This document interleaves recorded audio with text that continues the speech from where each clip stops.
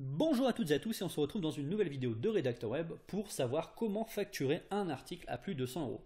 Alors avant toute chose, je tiens à préciser que lorsque je parle de facturer un article à plus de 100 euros, c'est généralement des articles type guide ou evergreen qui vont faire en général 1500 à 2000 mots. Je vous montrerai également à la fin un petit screenshot d'un des derniers articles que j'ai envoyé aujourd'hui que j'ai facturé 200 $, bon, plus ou moins 190 euros on va dire. Voilà, donc là, avant toute chose, pour bien démarrer, je vais vous expliquer comment on va travailler. Alors, il faut savoir que généralement, lorsqu'un client va vous envoyer un article ou va vous commander un article, s'il travaille de la bonne manière, il va vous donner également un mot-clé. Sauf que certains clients ne vont pas le faire, ils vont simplement vous donner le titre, à vous d'en déduire le mot-clé qui se trouvera dans le titre, et à vous de l'utiliser au maximum. Comment bien utiliser un mot-clé? Eh bien c'est très simple, lorsque vous allez rédiger un article, pour vraiment apporter une valeur ajoutée, puisque c'est ça le métier de rédacteur web, c'est d'apporter de la valeur ajoutée à vos articles. Et bien ce que vous allez faire, c'est tout simplement que vous allez travailler non seulement avec le mot-clé principal, mais également avec toutes ces expressions secondaires, et également avec des synonymes. Alors pourquoi est-ce qu'on va travailler de cette manière-là? Tout simplement pour bien indiquer à Google quel est le mot-clé. Et de cette manière-là, ça va l'aider à positionner l'article beaucoup plus facilement sur la première page de Google. Voilà, donc là, on va voir comment tout simplement faire cette recherche de mots-clés et comment sélectionner les mots-clés les plus intéressants et les expressions similaires. Alors avant toute chose, je tiens à vous présenter, si vous ne connaissez pas, Yoda Insight. C'est un logiciel vraiment très intéressant pour rechercher des mots-clés. Alors moi, je l'utilise dans sa version payante, donc j'ai tous les résultats. Néanmoins, si vous pouvez l'utiliser de manière gratuite. Vous allez simplement être ici limité à 20 ou 30 recherches, ce qui est largement suffisant pour travailler comme rédacteur. Je vous invite néanmoins à prendre la version payante si jamais vous avez beaucoup de contrats.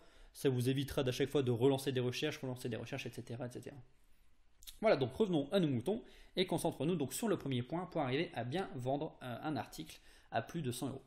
Alors, pour ce faire, on a donc, là je vais faire une recherche j'ai fait la recherche sur ce musclé pour voir tous les mots-clés qui vont être similaires ou qui vont être assez proches. On voit ici la proximité.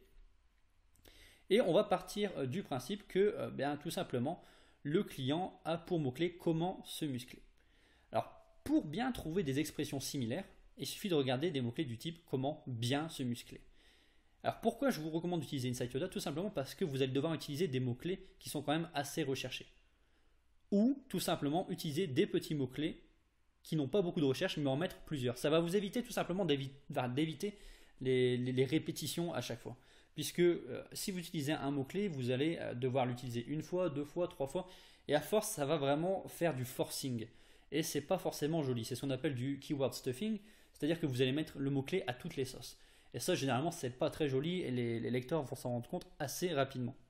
C'est pour ça que ce que je vous invite à faire, c'est tout simplement à mettre des mots-clés similaires qui vont passer très facilement et qui vont tout le temps indiquer à Google votre thématique sur l'article que vous allez créer. Voilà, tout simplement. Donc vous allez prendre par exemple comment se muscler, comment bien se muscler. Ici on va mettre quelques petits conseils pour se muscler, techniques pour se muscler, astuces pour se muscler. Vous allez faire une liste d'une dizaine de mots-clés que vous allez pouvoir utiliser. Alors vous pouvez utiliser généralement un mot-clé qui a une forte recherche, puisque c'est sur celui-là que vous allez essayer de vous positionner. Mais vous pouvez également vous positionner sur des petits mots-clés ici, en les utilisant une ou deux fois. Tout simplement pour les... bien entendu, il faut que ça reste dans la thématique de votre article. Voilà, mais ça vous aidera, encore une fois, à pousser le mot-clé. Alors, en plus d'utiliser donc Insight Yoda, vous pouvez également utiliser un autre logiciel sans aucun souci. Mais d'utiliser des expressions clés similaires, vous allez également utiliser des synonymes. Pourquoi? Eh bien, tout le temps, dans le même but, ça va être d'indiquer à Google la thématique de l'article que vous êtes en train d'écrire. Donc là, ici, par exemple, on va mettre... alors, je ne sais pas si on peut mettre de cette manière-là. Alors là, c'est tout simple, j'utilise le logiciel synonyme.com. Donc là, c'est gratuit et vous n'aurez pas de problème pour l'utiliser. On va pas musculer. Est-ce que je l'ai bien écrit la première fois? Donc on va simplement écrire muscle. Hop. Voilà, donc là ici on va pouvoir essayer d'utiliser par exemple renforcer. Bon, on va peut-être pas mettre dynamiser, et encore que ça dépendrait de la thématique de l'article. Mais ici par exemple on pourrait utiliser renforcer. Et pourquoi pas guérir si vous arrivez à le placer. Voilà, tout simplement. Donc utilisez des expressions similaires en utilisant le fameux Insight Yoda et des synonymes. Vous serez sûr d'améliorer non seulement le positionnement de l'article, mais également eh bien, d'éviter le keyword stuffing qui est d'à chaque fois de remettre le mot-clé à chaque paragraphe et qui peut devenir facilement ennuyeux et pour le lecteur et généralement qui est assez déconseillé pour les moteurs de recherche, donc en termes de SEO. Voilà, donc ça c'est le premier conseil pour apporter de la valeur ajoutée à votre article et par la suite bien entendu de pouvoir le facturer un petit peu plus cher.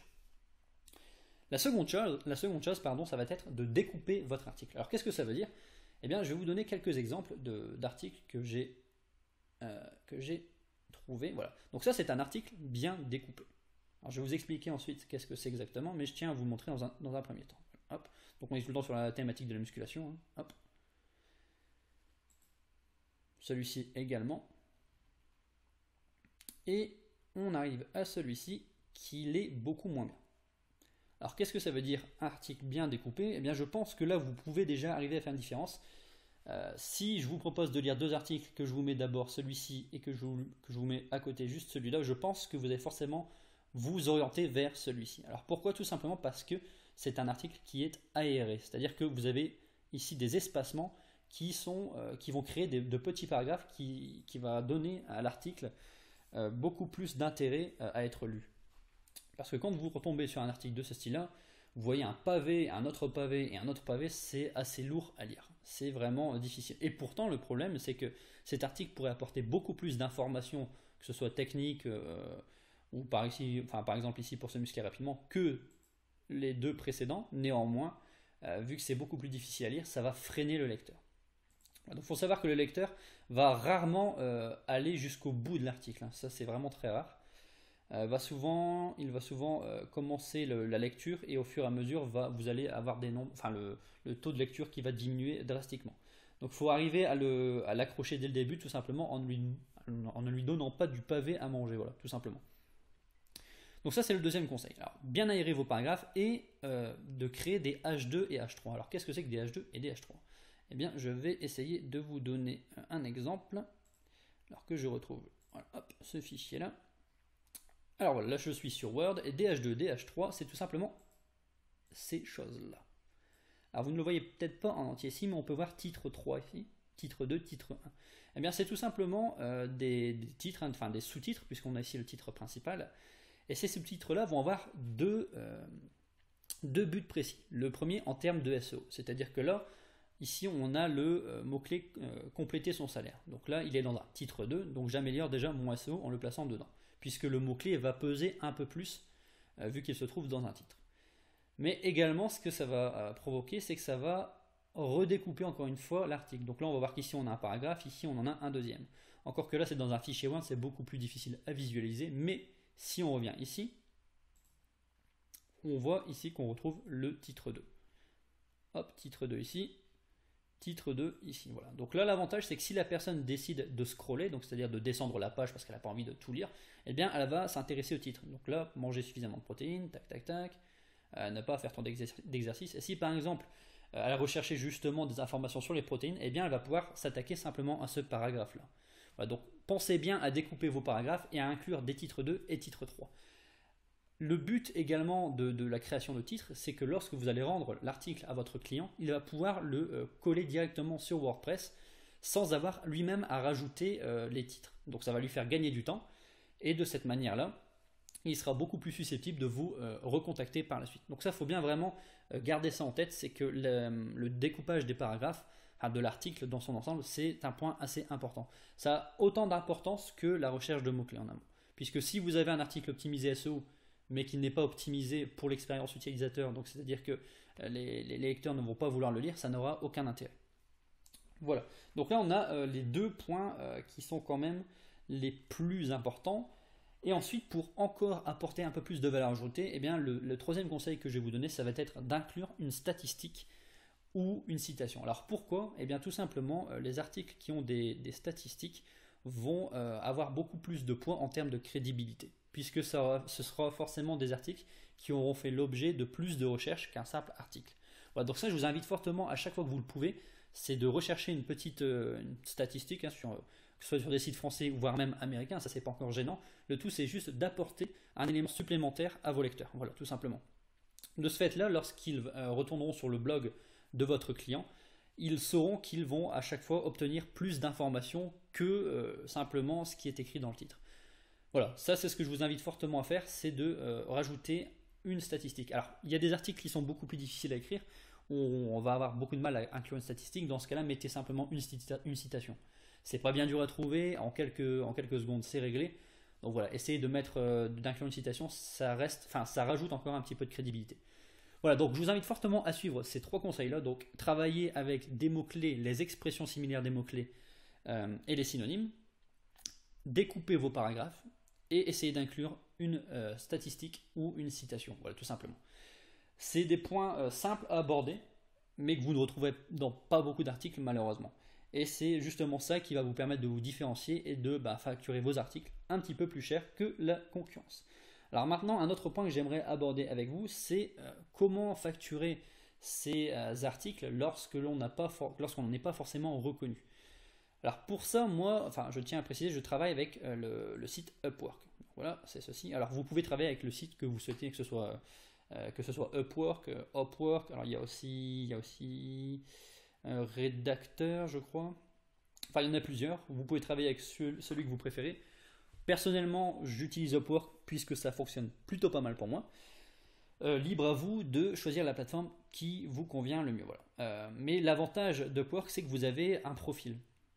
Et lorsque le client va sur votre profil, eh bien tout simplement, il peut mettre un commentaire et il peut également tout simplement vous mettre une note. Alors, je vais aller dessus pour que vous puissiez bien comprendre. Et ça va vous aider tout simplement à vous faire reconnaître dans ce métier-là. Puisque pour arriver à décrocher des contrats qui sont bien payés, il faut quand même que le client puisse vous accorder une certaine confiance. Et c'est pour ça que je vais vous donner 2 petites astuces en plus. Donc la première, ça va être, si vous travaillez avec Upwork, tout simplement travailler sur votre profil.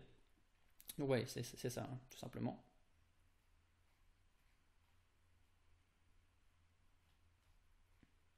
Et si vous ne travaillez pas avec Upwork, eh bien tout simplement ça va être d'envoyer des échantillons. Alors pourquoi des échantillons? Alors attention, quand je dis d'envoyer des échantillons, ça ne veut pas dire de donner du travail, d'envoyer des articles gratuitement.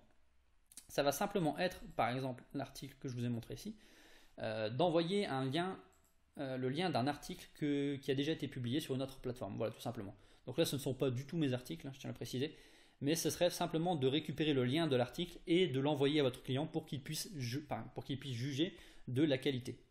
Voilà, ça va simplement le rassurer également et l'aider à vous choisir vous plutôt qu'un autre rédacteur. Voilà, donc j'espère que vous avez apprécié cette vidéo et n'hésitez pas à les mettre en pratique. Avant de partir, je vais tout de même vous montrer ceci. Donc ça, c'est le dernier article que j'ai envoyé. Donc j'ai simplement masqué ici le nom du client, tout simplement pour des raisons de confidentialité. Alors je l'ai envoyé, j'ai envoyé cet article aujourd'hui. Le client me l'avait envoyé le 6. Non, alors attendez, on est combien? On est le 19, voilà. Donc il me l'a envoyé il y a quelques jours et moi je lui ai renvoyé aujourd'hui. Donc vous voyez, article sport et outdoor, 200 $. Ce n'est pas le premier puisque c'est le 18e contrat qu'il m'envoie au même prix. Voilà. Et je pense que la semaine prochaine, j'en aurai un autre. Là, ici, c'est ce que j'ai gagné depuis un mois ou un mois et demi. Voilà, donc je vous invite tout simplement à appliquer ces conseils-là. Et si vous n'êtes pas encore rédacteur web, eh bien c'est bien dommage pour vous. Et je vous invite tout simplement à télécharger l'ebook qui est dans tout simplement dans la description. C'est totalement gratuit, ça ne vous engage absolument à rien, tout simplement à en savoir un petit peu plus sur le métier de rédacteur web. Voilà, je vous dis à plus dans une prochaine vidéo. Salut!